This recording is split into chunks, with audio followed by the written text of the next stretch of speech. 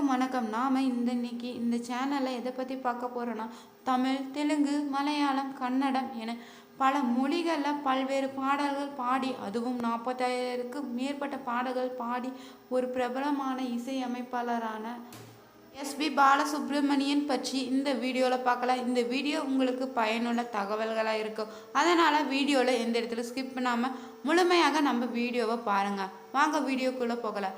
SP Balasubramanian பார்த்தோம்னா இந்திய திரைப்பட பின்னணி பாடகரும், இசையமைப்பாளர், நடிகர், தயாரிப்பாளர் என பல விதங்களில் தன்னுடைய திறமையை வெளிப்படுத்தியிருக்காரு.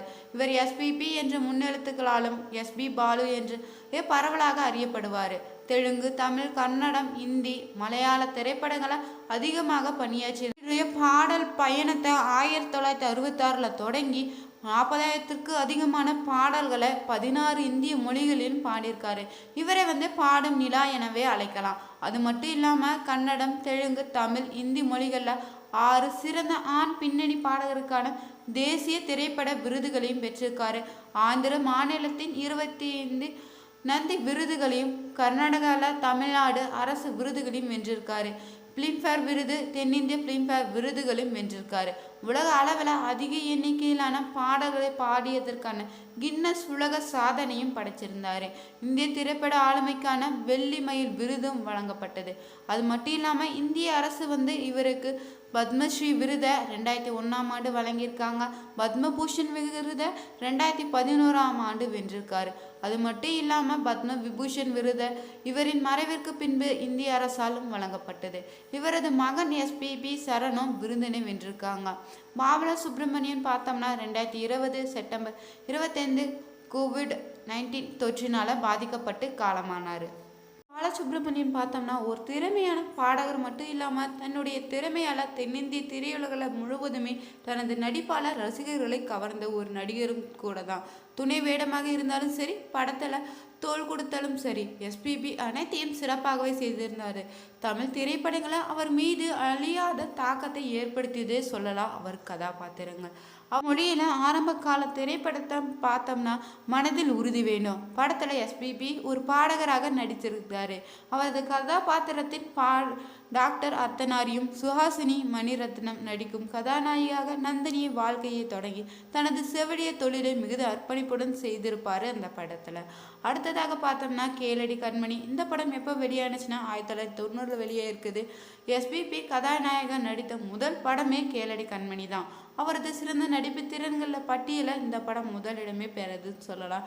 வசந்த் இயக்கிய இந்த படத்தில் ஏஆர் ரங்கராஜனும் நேசிக்கும் மக்கள் அனு, அவரது மகள், அவர் தனது வாழ்க்கையை செலவிட விரும்பும் பெண் சாரதா ஆகியோரின் வாழ்க்கையை பின்தொடர்ந்து எஸ்பிபி ஒரு அன்பான தந்தையாகவும் காதலிக்கு இருக்கும் ஆதரவற்ற மனிதராகவும் தனது நடிப்பால் பார்வையாளர்களை விமர்சகர்களையும் ஒரு மாதிரியாக கவர்ந்திருப்பார் இந்த படத்தில். அது மட்டும் இல்லாமல் அவர் நடிப்பில் வெளியான அடுத்த படம் பார்த்தோம்னா சிகரம். இது எப்போ வெளியாயிருந்துச்சுன்னா 1991 வெளியான படம். ஆனால் சிகரம் படத்தில் மீண்டும் எஸ்பிபி கதாநாயகனாக நடித்துக்கிறாரு. மிகவும் பிரபலமான இசையமைப்பாளரும் பாடகரான தாமோதரனாக நடிச்சிருந்தாங்க. தனது வெற்றிகரமான தொழில் வாழ்க்கையை தாண்டியும் தனிப்பட்ட வாழ்க்கையிலும் தனது சொந்த பேய்களுடன் போராடுவாராம். சுவாரஸ்யமாக எஸ்பிபி படத்திற்கு இசையமைத்திருக்காரு. மேலும் 15 பாடல்கள் இந்த படத்தில் இருக்குதா. அடுத்ததாக அவர் நடித்த படம் பார்த்தோம்னா குணா. இது எப்போ வெளியானுச்சுன்னா 1991 வெளியான படமா. கமல்ஹாசன் நடிக்கும் சந்தான பாரதியின் உளவிய காதல் படத்தில் அபிராமி காணாமல் போன வாழ்க்கையை விசாரிக்கும் ஒரு சிபிஐ அதிகாரியாக எஸ்பிபி இதில் நடிச்சிருப்பாங்க. அவரது கதாபாத்திர படம் முழுவதுமே தோன்றும். ஆரம்பத்தில் கமலின் குணாவை எதிர்த்தும் அவரை கண்டுபிடிப்பதில் தீவிரமாக இருந்ததோ, இறுதியிலும் தனது நிலையை புரிந்து கொண்டு தனது வழக்கை எதிர்த்து போராட முயல்வார். தமிழ் ஒளிப்பதிவில் அவர் பாடவில்லை என்றாலுமே டோலிவுட் வெளியீட்டில் உள்ள கண்மணி அன்போடு படத்தின் தெலுங்கு பதிப்பு உள்ளிட்ட கிட்டத்தட்ட அனைத்து படங்களுக்குமே எஸ்பிபி குரல் கொடுத்திருந்தார். அடுத்ததாக அவர் நடிப்பில் வெளியான படம் பார்த்தோம்னா தலைவாசல். காலகட்டத்தில் பார்த்தோம்னா விமர்சன ரீதியாகவும் வணிக ரீதியாகவும் பாராட்டப்பட படம் தான் தலைவாசல். கல்லூரி வாழ்க்கையும் ஒன்றுக்கொன்று தொடர்புடைய பல கதாபாத்திரங்களை சுற்றி வருதா இந்த திரைப்படம்.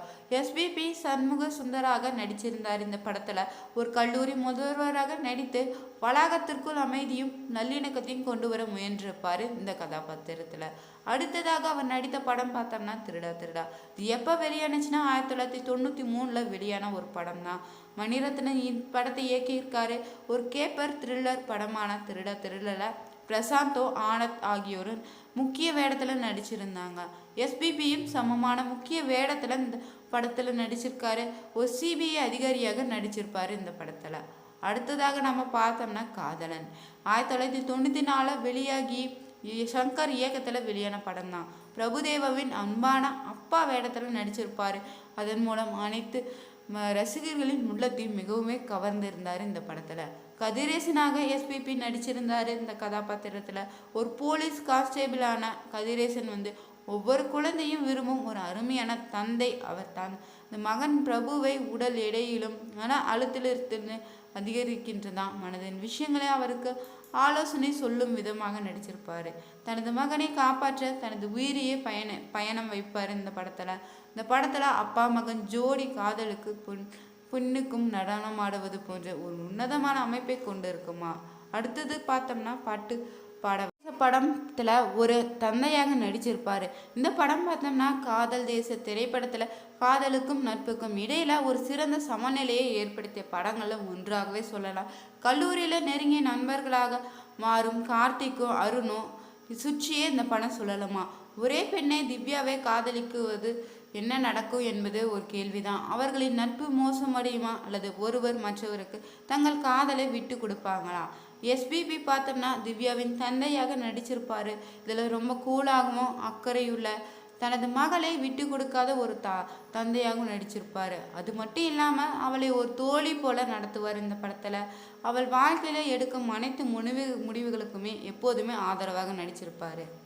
சுப்பிரமணியம் பார்த்தோம்னா இசை ஆர்வத்தை இளவயதிலிருந்தே தனது தந்தை அருகதை வாசிக்கும் பொழுது கவனித்து ஹார்மோனியம் புல்லாங்குழல் போன்ற இசைக்கருவிகளை வாசிக்கவும் நன்று கற்று கொண்டிருந்தார்.